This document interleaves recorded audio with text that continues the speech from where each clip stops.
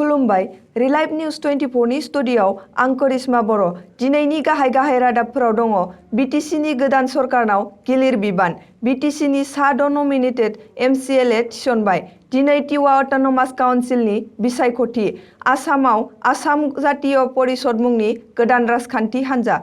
Deputy chief Gobinda Chandra बसुमतारीया मावखुलियाव जिरायबाय। EM Ghanshyam दासनि थाखाय MP नबकुमार सरनियानि खौरां मेल। बिटिसिनि गोदान सरकारा बेसेबां गोग्गो आरो बेसेबां गोजोर, बेयो बेसेबां मोजां मावनो हागोन आरो बेसेबां गोबाव सरकार हिसाबै थागोन, बेयो गासैबो राइजोफोरनि गोसोआव सोंलु जानानै फैदों। बिटिसिनि गोदान सरकारा बेसेबां गोग्गो आरो बेसेबां गोजोर, बेसेबां मोजां मावनो हागोन आरो बेसेबां गोबाव सरकार हिसाबै थागोन, बेयो गासैबो राइजोफोरनि गोसोआव सोंलु जानानै फैदों। थांनाय 12 दिसेम्बरनि भट साननायनि फिथाइखौ मोननायनि उननिफ्राय इउपिपिएल हान्जाया सा 12 एमसिएलएजों बिजेपिनि हेफाजाब आरो जिएसपिनि सासे एमसिएलएखौ लानानै प्रमद बर'नि दैदेननायाव बिटिसिनि सरकारखौ 15 दिसेम्बराव बिबान रुजुनाय एबा समायखिरा लानाय हाबाफारिनि गोबां रोखोमनि नुथाय नुनो मोनबाय। मोनथिनो मोन्दोंदि गिबियावनो बिटिसिनि बारग' चिफ हाग्रामा महिलारीआ सा 17 एमसिएलएखौ लानानै बिटिसिनि सरकारखौ जेरैखि जाया प्रमद बर'नि दैदेननाय बिटिसिनि गोहोखौ सेनानै लानायनि हांखुर जागासिनो दङ।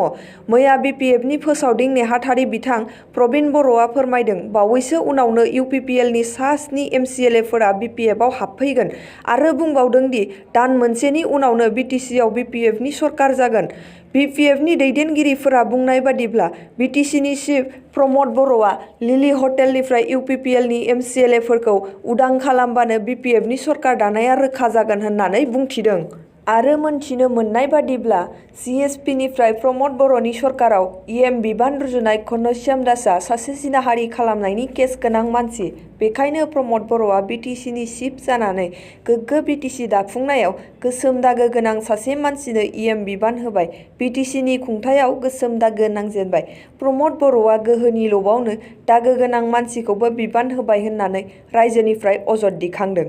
गुबुन फारसेथिं बिजेपिआ सा 9 एमसिएलएनिफ्राय सा 11 एमसिएलए जाहैबाय। मिरुआव आरो रायजोआव गोहो थानाय बिजेपिआ बेबादि एमसिएलए बारायलांबाय थानाया मोनसे समाव प्रमद बर'नि मासिखौबो सेख'नो हागौ होनना साननो गोनां बुंजायो। बिटिसिआव आरोबाव सा 6 एमसिएलए बारायबाय। आसामनि गभर्नरआ सा 6 थिसनजानाय एमसिएलएफोरखौ गुबुन गुबुन हारिनिफ्राय थिसनबाय। गोरखानिफ्राय माधव चन्द्र छेत्री, सावथालनिफ्राय उइलसन हासदा, केवटनिफ्राय प्रदीप कुमार बयान, सरनिया कछारीनिफ्राय चम्पावती डेका, राभानिफ्राय हेमन्त कुमार राभा, जेनेरेलनिफ्राय अर्पणा मेधि। दा बिटिसिआव गासै एमसिएलएफोरा सा 46 जन जाबाय। दिनै टिवा अट'नमास काउन्सिलनि बिसायख'थिया जानानै थांबाय आरो बे बिसायख'थिया फुंनि 7:30 रिंगानिफ्राय जागायो। मिथिहोनाय जायोदि गासै 124 बिजाथिफोरनि बरादनि आनजादा गासै मोन 810 भट सेन्टाराव जायो आरो बेयो गासै मोन 35 बियाबाव 3 लाख सुबुंफोरा भटखौ होगोन। फोसावनाय बादिब्ला बे बिसायख'थिनि फिथाइखौ 15 दिसेम्बराव फोसावगोन। नोजोर होनो गोनांदि बिटिसिनि बिसायख'थियाव दखल खालामखांनायनि उनाव टिवा अट'नमास काउन्सिलावबो बिजेपिआ गोख्रोङै बाहागो लानायखौ नुनो मोन्दों। आसामाव मोनसे गोदान राजखान्थि हान्जा जोनोम जाबाय।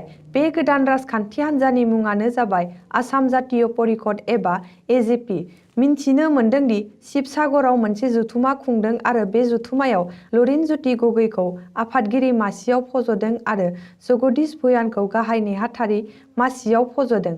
लोगोसेनो सा 11 लेङाइ आफादगिरि आरो सा 11 नेहाथारिजों आसाम जातीय परिषदआ आबुङै दाफुंजाबाय। दिनै बिटिसिनि गोदान सरकारनि डिपुटि चिफ बिबान मोननाय इउपिपिएल हान्जानि बिथां गबिन्द चन्द्र बसुमतारीया दिनैनिफ्राय मावखुलियाव हाबबाय आरो गावनि मासियाव जिरायबाय। 38 नं भैरबकुन्द बियाबनिफ्राय इउपिपिएलनिफ्राय देरहानानै फैनाय बिथां गबिन्द चन्द्र बसुमतारीया बि 59 नं खथायाव जिरायना खामानि मावनो जागायबाय। बावैसो आगोलाव बिटिसिनि गोदान सरकाराव इएम बिबान मोननाय जिएसपिनि घनश्याम दासनि सायाव दाय गोनां होननानै खौरांनि उल्थायै क'क्राझारनि एमपि नबकुमार सरनियाया घनश्याम दासखौ जेबो दाय गैया एबा गोसोम दागो गैया होननानै रोखायै खौरां मेलनि गेजेरजों फोरमायदों। বিশেষকৈ আজি আমাৰ গণৰক্ষা পাৰ্টিৰ পৰা জিকি অহা MCL তথা আজিৰ EM ঘনশ্যাম দাসৰ সম্পৰ্কত বিভিন্ন ছ'চিয়েল মিডিয়াত বা আমাৰ ইলেক্ট্ৰনিক মিডিয়াবিলাকত বা পেপাৰত এনেকুৱা ধৰণৰ কিছুমান কথা আহিছে যিখিনি সম্পূৰ্ণ অসত্য আৰু সম্পূৰ্ণ অশুদ্ধ। বিশেষকৈ কোনোবা হয়তো ন্যস্তস্বাৰ্থ ব্যক্তিয়ে কিবা পলিটিকেল কাৰণত হওক বা তেওঁলোকৰ কিবা বিশেষ সুবিধাৰ কাৰণে এইখিনি কৰি আছে।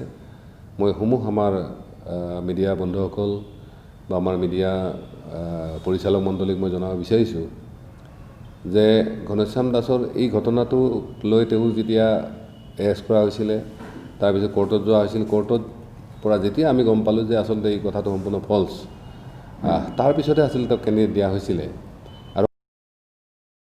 दिनै तामुलपुरनि घग्रा चकआव बिटिसिनि चिफ प्रमद बर'खौ बरायनायजों लोगोसे बिथांनि बिसि पारुल भरालीखौबो बरायनायखौ नुनो मोन्दों।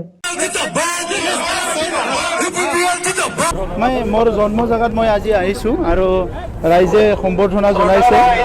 এটা ভাল অনুভৱ, ৰাইজে যিটো দায়িত্ব দিছে সেই দায়িত্বটো পালন কৰাটো ৰাইজে বিচাৰিছে আৰু মই ৰাইজৰ আজি সম্বৰ্ধনা গ্ৰহণ কৰিছোঁ আৰু ৰাইজক মানে প্ৰতিশ্ৰুতি দিছোঁ কি পৰিৱৰ্তনৰ কাৰণে কাম কৰিম, সকলো জাতি জনগোষ্ঠীক একেলগে আগুৱাই লৈ যোৱাৰ কাৰণে আমাৰ চৰকাৰীভাৱে যিখিনি কাম কৰিব লাগে সেই সকলো কামখিনি কৰিম।